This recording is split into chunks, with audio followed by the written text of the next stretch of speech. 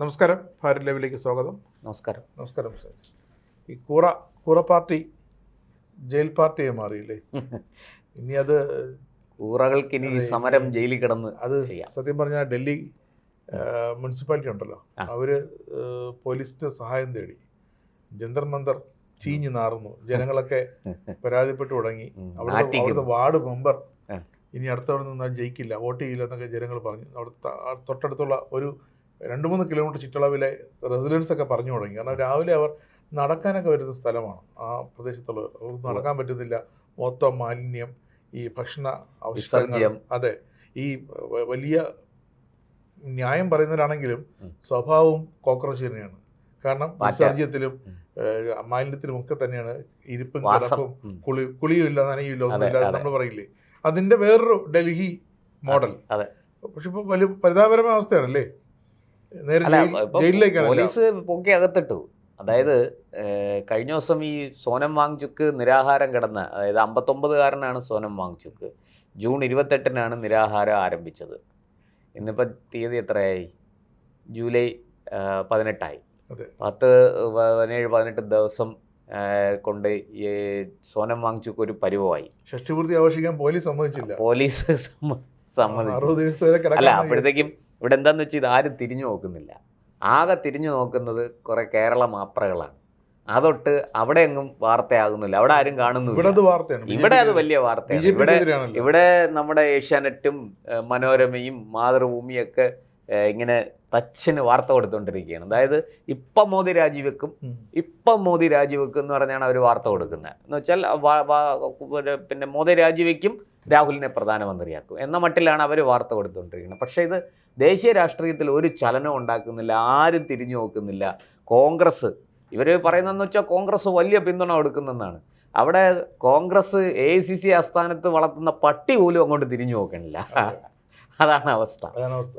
പിന്നെയുള്ളതെന്ന് പറഞ്ഞാൽ ഇതിൻ്റെ കൂടെ നിൽക്കുന്നത് നമ്മുടെ തുക്കടെ ഗ്യാങ്ങാണ്.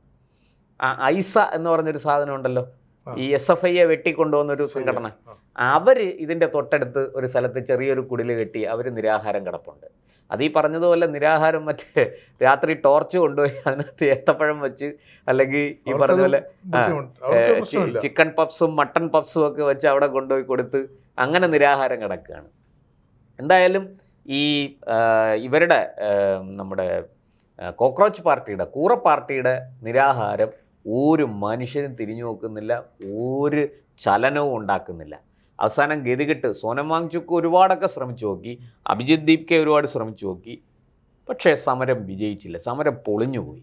ആ സമരം പൊളിഞ്ഞു കഴിഞ്ഞപ്പം എന്തായാലും ഇല്ലത്തൊന്ന് ഇറങ്ങി, അമ്മ തൊട്ട് എത്തിയില്ല, പിന്നെ എന്ത് ചെയ്യും? അങ്ങനെ അവസാനം ഈ സോനം വാങ്ചുക്കിൻ്റെ അഡ്വക്കേറ്റ് കൊണ്ടുപോയി ഹർജി കൊടുത്തു ഡൽഹി ഹൈക്കോടതി.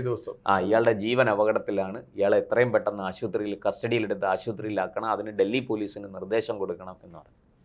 അപ്പോൾ ഹർജി ചെന്നിട്ട് 3-4 ദിവസമായി എന്നാണ് ഞാൻ മനസ്സിലാക്കുന്നത്. 3-4 കുറച്ച് ദിവസങ്ങളായി. അടിയന്തര പ്രാധാന്യം ഇല്ലാത്തതുകൊണ്ട് അതങ്ങനെ പതുക്കെ പെൻഡിങ്ങിലൊക്കെ വെച്ച് അവസാനം എടുത്തു. ഇപ്പോൾ കേന്ദ്ര സർക്കാർ എന്ത് ചെയ്തു? അവിടെ ഉണ്ടായിരുന്ന ഡൽഹി കമ്മീഷണറെ മാറ്റിയിട്ട് പുതിയൊരാളെ അവിടെ നിയോഗിച്ചു വളരെ പെട്ടെന്ന്. അനുരാഗ് സിംഗ് എന്നോ അങ്ങനെ എന്തോ ആണ് അദ്ദേഹത്തിൻ്റെ പേര്. അദ്ദേഹത്തിനെ അങ്ങോട്ട് നിയോഗിച്ചു. അപ്പോൾ നേരത്തെ ഇരുന്ന കമ്മീഷണർ വളരെ സാധു, മെല്ലെപ്പോക്ക്, ഇങ്ങനെയൊക്കെ അങ്ങ് വിട്ടു. പക്ഷേ ഈ ആൾ വളരെ മിടുക്കനാണ്. ഒരു ലോ ആൻഡ് ഓർഡർ സിറ്റുവേഷൻ കൈകാര്യം ചെയ്യാൻ എന്ന് വെച്ചാൽ വേണ്ടി വന്നാൽ അടിച്ചോടിക്കും, അല്ല ഒരു മടിയുമില്ല. അതിപ്പോൾ നമ്മളവിടെ കണ്ടു. അങ്ങേര് ഇങ്ങോട്ട് വന്നു, ഡൽഹി പോലീസിനെ അങ്ങോട്ട് ഡിപ്ലോയ് ചെയ്തു, CRPFൻ്റെ യൂണിറ്റിനെയൊക്കെ ഇട്ടു, അടിച്ച് ഓടിച്ച് ഇയാളെ ബലം പ്രയോഗിച്ച് ഒരു ആംബുലൻസ് വന്ന് നിന്നു. കണ്ണടച്ച് തുറക്കുന്ന വേഗത്തിൽ തൂക്കിയെടുത്ത് ആംബുലൻസിനകത്തിട്ട് ആശുപത്രി കൊണ്ടുപോയി. ഇപ്പോൾ ഇവർ നോക്കുമ്പം വലിയ മുദ്രാവാക്യമൊക്കെ വിളിച്ച് മുമ്പിൽ നിന്ന അഭിജിത്ത് ദീപ്കയെ കാണാനില്ല. ഇപ്പോൾ പോലീസ് നോക്കുമ്പോൾ CCTV ദൃശ്യമൊക്കെ പരിശോധിച്ച് നോക്കിയപ്പോൾ ഈ ദീപ്കയെ ഓടിത്തള്ളി മതിലൊക്കെ ചാടി ഓടുകയാണ്. ഇതാണ് അവസ്ഥ. അവസാനം എങ്ങനെയൊക്കെയോ ദീപ്കയെ തിരിച്ചു കൊണ്ടുവന്നു. ഇപ്പോൾ പറയുന്ന ദീപ്കെ നിരാഹാരം കിടക്കുമെന്നാണ് പറയുന്നത്. ദീപ്കെ നിരാഹാരം കിടക്കുമായിരിക്കും. പുള്ളിക്ക് ബിരിയാണി തിന്നാതെ നിരാഹാരം കിടക്കാൻ പറ്റുമോ എന്ന് എനിക്കറിയില്ല. അതിന് നമുക്ക് വാടകയ്ക്കെടുത്താണ് വാങ്ചുക്കിനെ വിളിച്ചു വരുത്തിയതാണ്. 5 സ്റ്റാറിൽ താമസം. അല്ല, അവിടെ ലഡാക്കില് ലേയില് പിന്നെ പ്രക്ഷോഭം നടത്തി 5 ചെറുപ്പക്കാരെ കുരുതി കൊടുത്ത ഒരുത്തനാണ് വാങ്ചുക്ക്. ഇനിയിപ്പോ അവിടെ ചെന്നിറങ്ങിയ ജനം അടിക്കും. അവിടെ ജാമ്യത്തിൽ ഇറങ്ങിയിട്ട് അവിടെ ചെന്നപ്പോ തന്നെ ജനം അടിച്ചു. വിളിച്ചു വരുത്തിയ 5 സ്റ്റാർ ഹോട്ടലിൽ താമസം ഭക്ഷണം നിരാഹാരം കിടന്ന ഒരു പരുവായി. ആശാൻ ജീവിതത്തിൽ ഇനി ഈ പണിക്ക് ഇറങ്ങത്തില്ല. നോക്കുമ്പോ ജെൻസിയും ഇല്ല, വിൻസിയും ഇല്ല. വിൻസി ആരാണെന്ന് മനസ്സിലായി. റൗൾ വിൻസി ആരാണെന്ന് അറിയാമല്ലോ. അപ്പോൾ ജെൻസിയും ഇല്ല, വിൻസിയും ഇല്ല, കടിച്ചതുമില്ല, പിടിച്ചതുമില്ല എന്നുള്ള അവസ്ഥയായി. എന്തായാലും ഈ സമരം ഇപ്പോൾ ഇതറിഞ്ഞുകൊണ്ട് ഒറ്റയ്ക്കും തെറ്റയ്ക്കും ഒക്കെ ചിലരൊക്കെ അവിടെ വന്നിങ്ങനെ എത്തി നോക്കിയിട്ടൊക്കെ പോയി. CPM-ന്റെ ആൾക്കാരും ഒക്കെ എത്തി നോക്കി.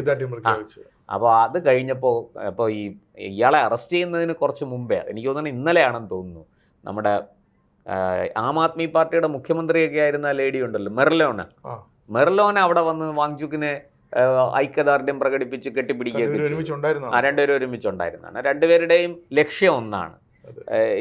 അതുകൊണ്ട് തന്നെ രണ്ടുപേരും പിന്നെ അവിടെ വന്ന് കെട്ടിപ്പിടിക്കുകയൊക്കെ ചെയ്തിട്ട് പിന്നെ കുറച്ച് കഴിഞ്ഞപ്പോൾ പൊടിയും തട്ടി ആശാത്തിയും അങ്ങ് പോയി. കാരണം ഇവിടെ നിന്ന അത്ര പന്തിയല്ല, പിടിച്ച് നിരാഹാരം കിടത്തിയാലോ, അതുകൊണ്ട് പേടിച്ച് ആശാത്തി വീട് പറ്റി. അപ്പോഴാണ് ഇന്ന് രാവിലെ 7 മണിക്ക് വളരെ പെട്ടെന്നൊരു പോലീസ് ആക്ഷൻ. കാരണം കോടതി നിർദ്ദേശം വന്നു, കോടതി ഇയാളെ അറസ്റ്റ് ചെയ്യാൻ പറഞ്ഞു. പോലീസ് ഇങ്ങോട്ട് വന്നു. ഇതിനകത്ത് പിന്നെ സർക്കാരിന് പങ്കൊന്നുമില്ല. സർക്കാർ കുറച്ചുകൂടെ നല്ല ഒരു കുറച്ചുകൂടെ ആക്റ്റീവായ, കുറച്ചുകൂടെ ഈ ലോ ആൻഡ് ഓർഡർ കൈകാര്യം ചെയ്യാൻ കഴിയുന്ന ഒരു കമ്മീഷണറെ അവിടെ ഇട്ടുകൊടുത്തു. അത്രേ ചെയ്തുള്ളൂ. എന്തായാലും പോലീസിൻ്റെ നിർദ്ദേശം അനുസരിച്ച് വാങ്ചുക്കിനെ പൊക്കി ആംബുലൻസിനെത്തിട്ട് ആശുപത്രി കൊണ്ടുപോയി. അവിടെ അഭിജിത് ദീപ്കെ നിരാഹാരം കിടക്കുമെന്നൊക്കെ പറഞ്ഞ് വലിയ വായിൽ നിലവിളിക്കുന്നുണ്ട്. കണ്ടു തന്നെ അറിയണം അതൊക്കെ. ചുരുക്കി പറഞ്ഞാൽ ഈ കൂറകളുടെ സമരം പൊളിഞ്ഞു എന്നുള്ളതാണ് സത്യം. ഒരു ചലനവും നേരത്തെ പൊളിഞ്ഞതാണ്. അതിനെങ്ങനെ പഴയ വീഞ്ഞ് പുതിയ കുപ്പിയിലിട്ട് ഒന്ന് നോക്കിയത് അലവിയിലും പഞ്ചറായി. ഇവർ ഉദ്ദേശിച്ചത് എന്താണെന്ന് വെച്ചാൽ ഇവിടെ ഇതുപോലൊരു അക്രമമൊക്കെ ഉണ്ടാക്കണം എന്നാണ്. അതൊക്കെ ആകെ ചീറ്റിപ്പോയി. ഇനി ചെയ്യാവുന്ന കാര്യം എന്താണെന്ന് വെച്ചാൽ ഇവർക്ക് പതുക്കെ വാങ്ചുക്കിനെ അറസ്റ്റ് ചെയ്ത് ആശുപത്രിയിലാക്കിയല്ലോ. അപ്പോൾ ഇനി സമരം താൽക്കാലികമായിട്ട് ഞങ്ങൾ പിരിച്ചുവിടുന്നു എന്ന് പറഞ്ഞ് പിരിച്ചുവിടും. അപ്പോൾ ഇതിനകത്ത് മറ്റൊരു വിലയിരുത്തലൂടെ വന്നിരിക്കുന്നത് എന്താണെന്ന് വെച്ചാൽ ഈ മെർലോനയുടെ സന്ദർശനം വെറുതെ അല്ല. അപ്പോൾ ഈ അഭിജിത് ദീപ്കെ ആം ആദ്മി പാർട്ടിയുടെ തന്നെ ഒരു പ്രോഡക്റ്റാണ്. അപ്പോൾ ആം ആദ്മി പാർട്ടിക്ക് നേരിട്ട് വന്ന് പണ്ട് അങ്ങനെ ആയിരുന്നല്ലോ, നമ്മുടെ ഈ 2G സ്പെക്ട്രം അഴിമതി പുറത്തു വന്നതിന് ശേഷം ലോക്പാൽ നടപ്പാക്കണമെന്നാവശ്യപ്പെട്ട് അണ്ണാ ഹസാരെയാണ് സമരത്തിന് വന്നത്.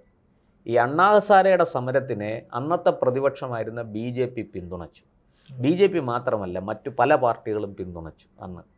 അന്ന് എനിക്ക് തോന്നുന്നു ഈ BSP SP പോലെയുള്ള പാർട്ടികൾ വരെ പരോക്ഷമായ പിന്തുണ അണ്ണാ ഹസാരെ ആയതുകൊണ്ട്.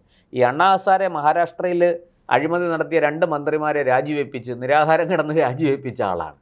അവസാനം അണ്ണാ ഹസാരെ സമരം, അതിനു മുമ്പ് ബാബാ രാംദേവ് അവിടെ ഒരു സമരം നടത്തി നോക്കി. പക്ഷെ ആ സമരം കള്ളപ്പണത്തിനും ഒക്കെ എതിരെ ആയിരുന്നു. പക്ഷെ ആ സമരം വേണ്ടത്ര വലിയ ഓളമൊക്കെ ഉണ്ടാക്കിയെങ്കിലും ഒരു വിജയ പര്യവസാനം അതിനുണ്ടായില്ല. ബാബാ രാംദേവിനെ അറസ്റ്റ് ചെയ്യാൻ പോയി. ബാബാ രാംദേവ് അവിടുന്ന് ചാടി പിന്നെ സ്റ്റേജിന് തീ പിടിച്ചു. ഇതിനിടയ്ക്ക് നിരാഹാരം കിടന്ന ആ പവലിയന് തീ പിടിച്ചു. അവിടുന്ന് ഇറങ്ങി ഓടി. അദ്ദേഹം പിന്നെ ഹോസ്പിറ്റലിൽ വന്നു. അദ്ദേഹത്തിന് പിന്നെ ഡ്രിപ്പൊക്കെ ഇട്ട്. അപ്പോൾ ആ സമരത്തെ പോലീസ് കൈകാര്യം ചെയ്ത രീതി എങ്ങനെയാണെന്ന് കൃത്യമായി മനസ്സിലാക്കിയാണ് അണ്ണാ ഹസാരെയും ടീമും സമരത്തിനിറങ്ങിയത്. അവിടെ അണ്ണാ ഹസാരെയും ടീമിനെയും ഏതെങ്കിലും വിധത്തിൽ അങ്ങനെ പ്രകോപിപ്പിച്ച് ബാബാ രാംദേവിനെ ഓടിച്ചതുപോലെ ഓടിക്കാൻ കഴിയില്ല എന്ന് അന്ന് ഡൽഹി പോലീസിനും ഡൽഹി ഭരിച്ചിരുന്ന ഷീലാ ദീക്ഷിതിനും കേന്ദ്ര സർക്കാരിനും മനസ്സിലായി. അതുകൊണ്ടാണ് അണ്ണാ ഹസാരെയുടെ സമരം വിജയിച്ചത്. ലോക്പാൽ നടപ്പാക്കാം.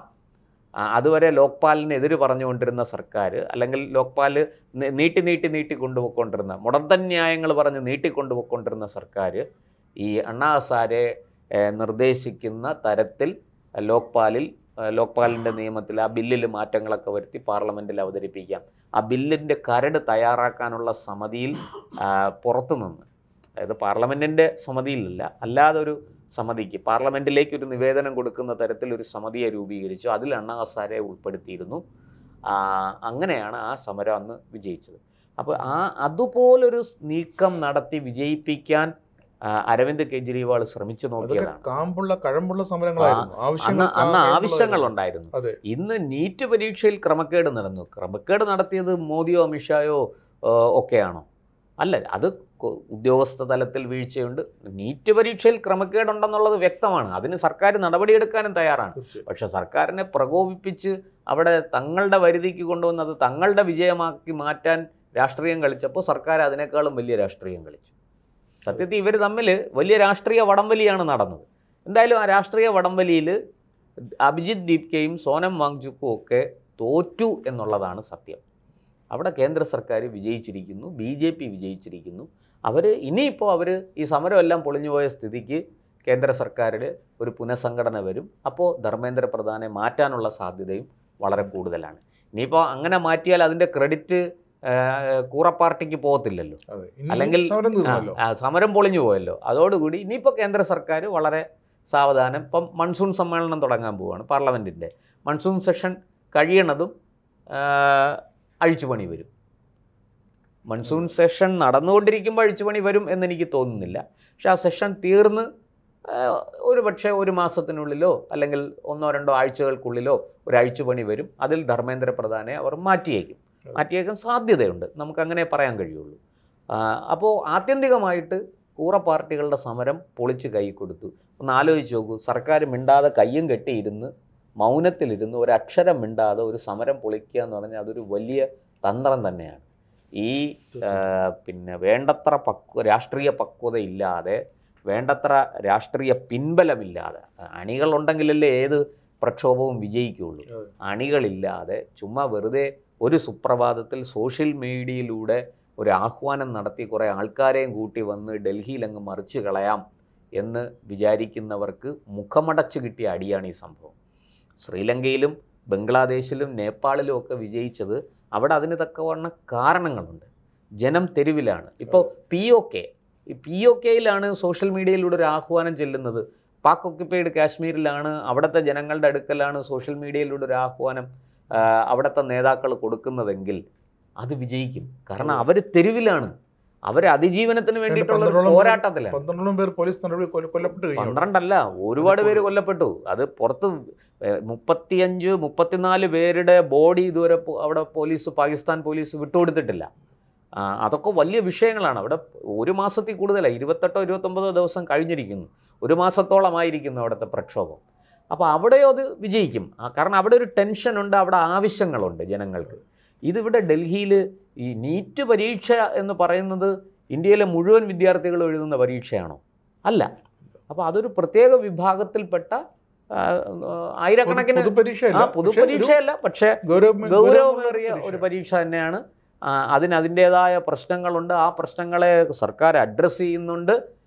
അതിന് പരിഹാരമുണ്ടാകും എന്ന് ജനങ്ങൾക്കറിയാം. ഈ പറയുന്നത് പോലെ അതിൻ്റെ പേരിൽ ഒരു പ്രക്ഷോഭം നടത്തി ഇവിടെ എന്തെങ്കിലും ഉണ്ടാക്കിക്കളയാമെന്ന് വിചാരിച്ച മണ്ടൻ നീക്കം പൊളിഞ്ഞു പാളീസായിരിക്കുന്നു. അതാണ് സത്യം.